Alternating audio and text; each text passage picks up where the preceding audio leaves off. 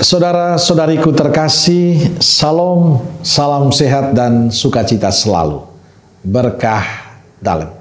Sudahkah kita memberi senyum hari ini, Minggu 11 Agustus 2024. Hari Minggu biasa ke-19. Kita awali permenungan kita dengan tanda kemenangan Kristus dalam nama Bapa dan Putra dan Roh Kudus. Amin. Permenungan kita diambil dari bacaan surat Rasul Paulus kepada jemaat di Efesus, bab 4 ayat 30 sampai 32, 5 ayat 1 sampai 2, dan dari Injil Yohanes, bab 6 ayat 41 sampai 51. Saudaraku yang terkasih, dalam surat Rasul Paulus kepada jemaat di Efesus, pada bacaan kedua minggu ini, Paulus memberikan nasihat yang sangat indah dan dasar. Janganlah kamu mendukakan Roh Kudus Allah yang telah memeteraikan kamu menjelang hari penyelamatan. Segala kepahitan, kegeraman, kemarahan, pertikaian, dan fitnah hendaklah dibuang dari antara kamu.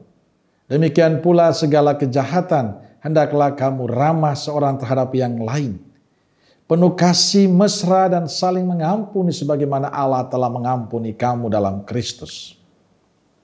Paulus mau mengatakan saling mengasihi itu sebagai dasar hidup beriman kita. Dan itu tidak lagi tawar-menawar, harus dijalankan oleh setiap pengikut Kristus. Maka Paulus meminta kepada umat Efesus dan juga kepada kita pengikut Kristus menghidupi apa yang disampaikannya ini. Pertanyaannya, mengapa kita sebagai murid Kristus harus mengasihi?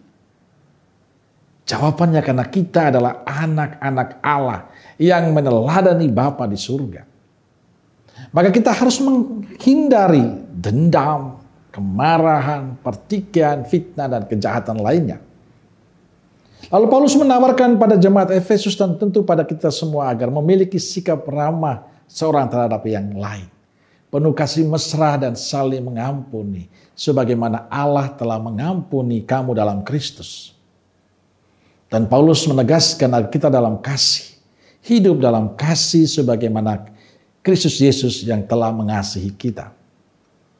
Saya meyakini kalau hidup kita penuh dengan keramahan, damai, sukacita, kebaikan pada sesama yang lain, dunia ini akan menjadi indah untuk kita.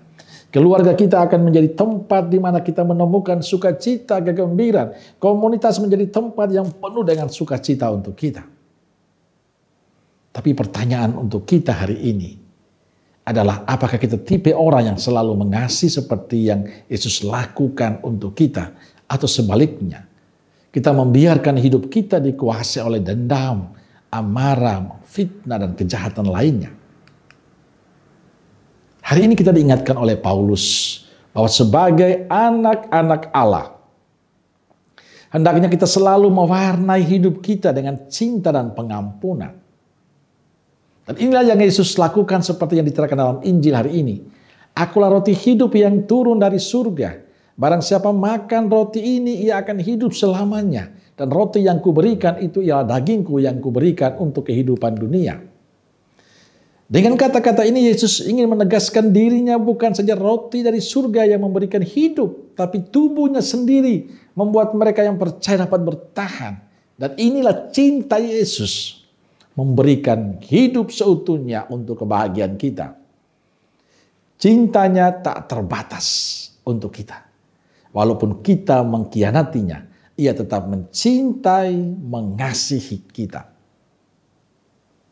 Saudaraku terkasih, lewat sabdanya hari ini Yesus menegaskan pada kita bahwa dialah cinta sejati. Dialah jalan yang mampu menyelesaikan semua persoalan hidup kita. Dialah satu-satunya jalan menuju kebahagiaan dan keselamatan kita. Maka hiduplah dalam kasih, hiduplah dalam damai pengampunan seperti yang Yesus ajarkan untuk kita. Dan belajarlah terus untuk berkorban untuk sesama. Percaya tidak pernah akan sia-sia apa yang kita lakukan itu.